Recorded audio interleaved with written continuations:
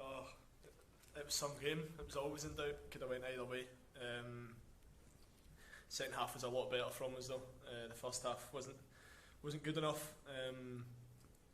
But like I just said to the Israel manager, they're a really good side. They always give us a lot of problems, and they're a very tricky team to play against. They force you into a lot of mistakes, but tonight was all about getting the 3 points, and I think over the piece we certainly had the chances to deserve that. How much of a part did the Scotland fans play tonight? Oh, huge. They could easily have went to pub last 5, but they decided to stick with us. It's probably as good an atmosphere I've heard here for years. It reminded me of the Saturdays I used to come here, Saturdays 3 o'clock, home to Ukraine, home to Czech Republic, and I was just desperate to be involved in that. I didn't think it would take me 39 caps to play in front of a full house at Hampden, but certainly a night I'll never forget, and just made extra special with goal and 3 points. Were you worried about where the game was going halfway through? No, it was early enough. I think we were creating enough chances. They've got quality to hit you. And Solomon, they've got one of the best players I've played against. He was faultless tonight, and whenever he's on the ball, he can always create something. Zahavi is the same, as you see with the free kick. So we're always on our toes, and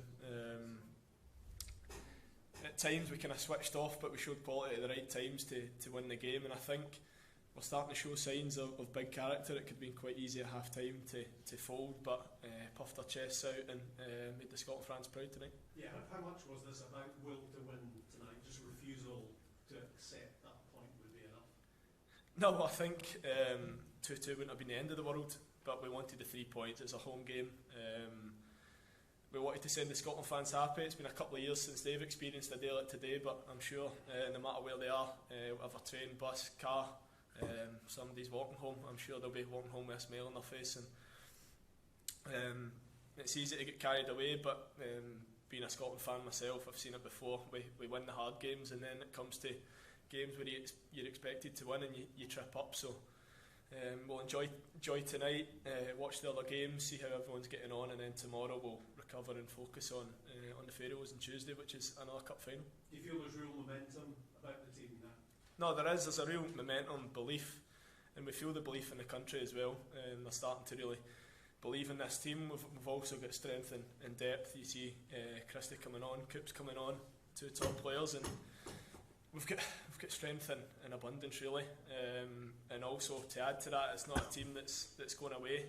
Nathan and Billy, 2 players who'll play for Scotland for the next 10 years at least, so really exciting times, and hopefully we can get ourselves to Qatar. Does this feel like a significant result, not just for the here and now, but in the bigger picture of things? I can't think of many modern day games at Hampden that Scotland have got through in quite that manner. Yeah, it's significant. I think just because it is Israel as well, they've given us so many tricky ties. But tonight, in the context of the group, it certainly does. I just looked at the group there, and it does look nice for us. It's in our hands, and it's only us that can mess it up, finishing second now. So we'll stay humble, not get carried away, but it certainly is a significant result in the group. How do you avoid messing it up then, to use your phrase? Well, when you get chances in the 89th minute, you put it in the back of the net instead on Elfie's foot. I thought that was going to be tormenting me all night, but Big Scotty and Jack bailed me out at the end, and we just keep doing the right things. What we did tonight, we didn't crumble. That's what we do on Tuesday night. If we go a goal behind, it's very easy to feel the pressure and feel the negativity, but you just brush it off, puff your chest out, and go and try and get the next goal and the one after that. In your defence, you did score a worldie earlier in the game, so we're quite pleased with that. One of your better strikes? Aye, it's been a mini drought for Scotland. The gaffer, even though I was kind of slightly deeper to try and keep an eye on Solomon, which certainly wasn't easy, he did encourage me to get in the box, and it was probably our first passage of play with any real quality in the first half, and thankfully got this one right and nestled in the corner, and it was just an amazing feel. John, the fans will expect 3 points obviously against the Faroes. Could that be a tricky game for Scotland? It will be a tricky game. I remember going there with Hibs in the Europa League qualifier, and everyone just expected us to hammer them, but like we saw here, it was 4-0, but it certainly didn't feel like that in the game. We were very clinical on the night, so we won't be taking them for granted. They're a very, very physical team, and we've also got to adapt to the surface. So the minute we think we're doing all right and we think we'll just turn up and win is when we'll get done. Given that you said that you had a look at the table, you'd have taken the situation we're in at the moment, going into the last 3 games? Aye, definitely. The start of the group, you want to finish top, but to be fair to Denmark, they've been by far the better team in the group. But we didn't want the Austria game to go to waste, and thankfully tonight we made sure it wasn't. But Tuesday and then going on to Moldova, we don't want this special night to go to waste, and try and get to that 20-point mark as soon as possible. John, can you explain how this bravery and spirit is materialised in the Scottish team? Because it's quite remarkable to see you come back so well tonight. Well, there's a club feeling. It doesn't come overnight. We're all mates. I know it's easy to say that, but very easy to get on everyone's backs. I was making mistakes, others were making mistakes. Previously there might have been a bit of negativity, a wee bit of arguing, but we've all got belief in ourselves, and it's just a great dressing room to be in. It's sad we only meet up once or twice every few months, so that's the only disappointing thing. But it's definitely a big reason in the results that we're getting at the moment, and we're just hungry players, hungry to succeed for our country, and when you look at it selfishly, you dream of going to a World Cup, and every single player in there is wanting to do that. Was there some strong words at half-time, John? Was there some strong words at half-time in the dressing room with the manager? Bit of both. It's always strong words for the gaffer, even if you're getting praise.